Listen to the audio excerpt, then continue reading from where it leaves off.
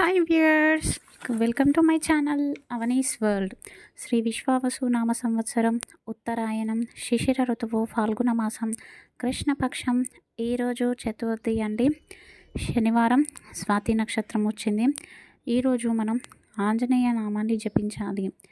ఆంజనేయుని నామాన్ని జపించడం వలన మనకు ఆ హనుమంతుని అనుగ్రహం మనకు ఎల్లవేళలా ఉండి మన సంకల్పం అనేది నెరవేరుతూ ఉంటుంది. ఓం శ్రీ ఆంజనేయాయ నమః. ఓం శ్రీ ఆంజనేయాయ నమః. ఓం శ్రీ ఆంజనేయాయ నమః. చాలామంది కూడా వివాహం కోసం ఆంజనేయ స్వామిని పూజిస్తూ ఉంటారు. అసలు ఆంజనేయ స్వామి బ్రహ్మచారి అయినా ఎందుకు పూజిస్తారు అంటే, సాక్షాత్తు ఆ సీతారాములు చంద్రప్రభువులు దూరమైనప్పుడు సీతారాములు వాళ్ళను కలిపిన ఏకైక వ్యక్తి ఆంజనేయ స్వామి.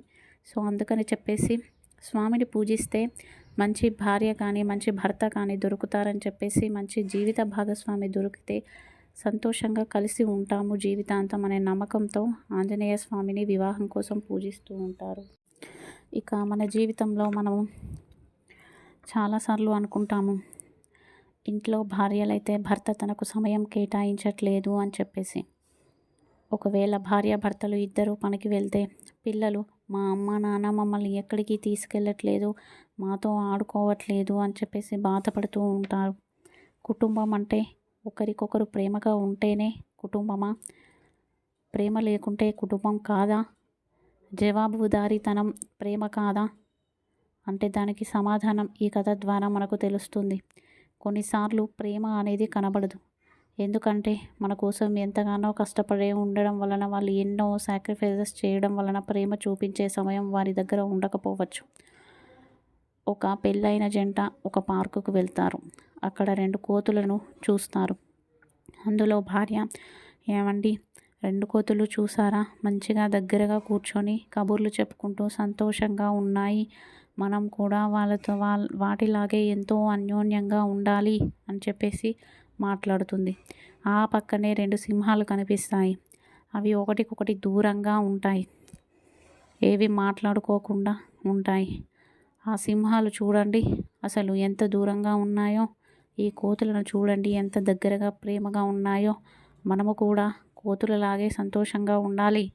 పూర్వంలో కోతుల నుంచే మనుషులు వచ్చారు అని చెప్తూ ఉంటారు. అది నిజమే. అందుకనే మనం కూడా ప్రేమగా ఉండాలి అని చెప్పేసి చెప్తుంది. ఇంకా ఇదంతా వింటున్న భర్త భార్యతో తన చేతికి ఒక రాయి ఇచ్చి, నువ్వు ఆ కోతుల వైపు ఈ రాయిని విసిరివేయి అని చెప్తాడు. భార్య అదే విధంగా కోతుల వైపు ఆ రాయిని విసిరేస్తుంది. ఆ కోతులు వెంటనే ఒకటి ఈస్ట్ వైపు, ఒకటి వెస్ట్ వైపు, అంటే ఆపోజిట్ డైరెక్షన్లో పరిగెడతాయి. ఇక భర్త రెండవసారి తన చేతికి రాయినిచ్చి, ఇప్పుడు సింహాల వైపు రాయిని విసురు అనగానే భార్య అదే విధంగా సింహాల వైపు రాయిని విసురుతుంది. ఇక అప్పుడు మగసింహం ఏదైతే ఉందో తన జీవిత భాగస్వామిని కాపాడడం కోసం ఈ కపుల్ వైపు చూస్తూ గర్జిస్తుంది. ఈ వైపుగా నువ్వు రాయిని విసిరితే బాగుండదు అన్నట్టుగా తను ఒక వార్నింగ్ ఇచ్చినట్టుగా చేస్తుంది. అప్పుడు భర్త అంటాడు, చూస్తున్నావు కదా, ప్రేమగా ఉన్నాయనుకున్న కోతులు ఒకదానికి ఒకటి సంబంధం లేకుండా పరిగెత్తాయి. అదే అన్యోన్యంగా లేవనుకున్న సింహాలు తన భార్య జోలికి వస్తే బాగోదు అని భర్త జవాబుదారీతనం, రక్షణ కల్పించాడు ఆ భార్యకు. ఇదే విధంగా మనము ఒక్కొక్కసారి ప్రేమ టైము స్పెండ్ చేయలేకపోయినా రక్షణ అనేది ఇవ్వగలగాలి. అదే నిజమైన ప్రేమ. ప్రేమ ఎప్పుడూ మౌనంగా ఉంటుంది. అది అనుభూతి చెందితేనే తెలుస్తుంది అని వివరిస్తాడు. మీ జీవితంలో కూడా భర్త భార్యకు సమయం ఇవ్వట్లేదని, భార్య భర్తకు సమయం ఇవ్వట్లేదని ఎవరైనా గొడవలు పడుతుంటే దయచేసి ఈ కథ ద్వారా మీ మనసును మార్చుకొని సంతోషంగా ఉండండి. ఇక ఈరోజు తారాబలం. ఈరోజు నిత్య నక్షత్రం వచ్చేసి స్వాతి నక్షత్రం అండి. ఈ స్వాతి నక్షత్రం రోజు మనకి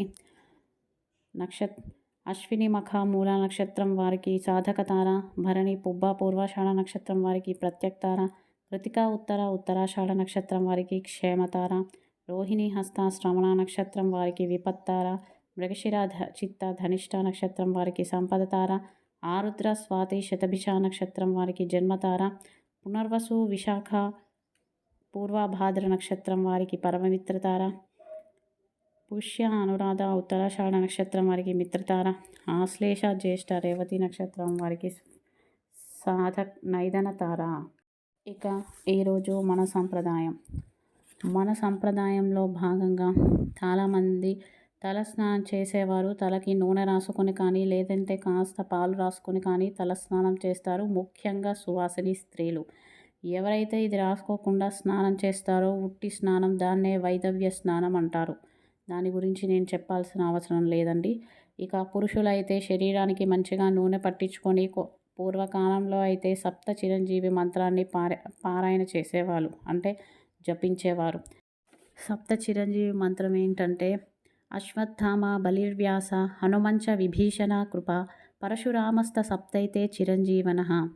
ఈ మంత్రాన్ని జపిస్తే ఆరోగ్యము ప్రాప్తిస్తుంది. 100 సంవత్సరాల వరకు ఆరోగ్యంగా ఉంటారు.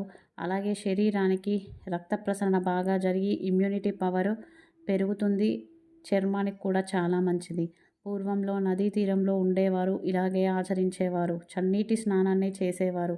ఈ విధంగా చన్నీటి స్నానం చేయడం వలన ఆరా ఎనర్జీ అనేది పెరుగుతుంది. దాని వలన మన మీద ఏదైనా దృష్టి దోషం ఉంటే అది తొలగిపోతుంది. దీన్నే మనం అభ్యంగన స్నానం అంటూ ఉంటాం. దయచేసి ఉపవాసం వ్రతాలు ఉన్న సమయంలో, అదేవిధంగా సోమవారం రోజు అభ్యంగన స్నానాన్ని చేయకూడదు. ఇక స్త్రీలు, సువాసిని స్త్రీలు ఎవరైతే ఉన్నారో వారు మంగళవారం ఎట్టి పరిస్థితుల్లోనూ తలస్నానం చేయరాదు. ఇక ఈరోజు వాస్తు పరిష్కారం. వాస్తులో మనం ఇల్లు కట్టుకోవడం కోసం రకరకాల జాతుల కర్రలను మనం ఉపయోగిస్తాం. కొంతమంది మద్ది అంటూ, కొంతమంది టేకుడ్ అంటూ, కొంతమంది ఇంకా ఈ విధంగా ఉపయోగిస్తారు. ఎక్కువగా అయితే టేక్ కర్రను ఉపయోగిస్తారు. కానీ ఇంటి కన్స్ట్రక్షన్లో ఉపయోగించే కర్రల రకాలు, జాతులు 3 కన్నా ఎక్కువ ఉపయోగించకూడదు. ఒకవేళ అలా ఉపయోగించినట్లయితే వినాశనం అనేది దారి తీస్తుంది. దయచేసి అందరూ గుర్తుంచుకోండి. ఉదయం పాటించవలసిన పూజ. ఎవరి ఇంట్లో అయితే విపరీతమైన గొడవలు ఉంటున్నాయో, మనశ్శాంతి లేకుండా ఉంటుందో, ఆ గొడవల నుంచి విముక్తి కలిగి కుటుంబ సభ్యులంతా సంతోషంగా ఉండడం కోసం ఈ పరిహారాన్ని ఆచరించండి. రేపు ఉదయాన్నే అమ్మవారి ముందు మినప్పిండితో చేసిన ప్రమిదల్లో దీపారాధన చేసి ఎర్రని పుష్పాలతోటి అమ్మవారిని పూజించండి. తదుపరి దీపాలు కొండెక్కిన తర్వాత ఆ మినప్పిండి ప్రమిదలతోటి ఇంటికి దిష్టి తీసి వాటిని పారే నీటిలో కానీ, లేదంటే డస్ట్బిన్లో కానీ, లేదంటే ఎవరు తొక్కని ప్రదేశంలో వేయండి. ఇక ఈరోజు యోగక్షేమం. ఎవరికైతే ఉద్యోగంలో ఆటంకాలు ఉంటున్నాయో వారు ఈరోజు సాయంత్రం పూట మహావిష్ణువుకు తులసి మాలను సమర్పించండి, లేదా తులసి దళాలతోని పూజించి అర్చించడం వలన ఉద్యోగంలో ఉన్న ఆటంకాలు అనేవి తొలగిపోతాయి.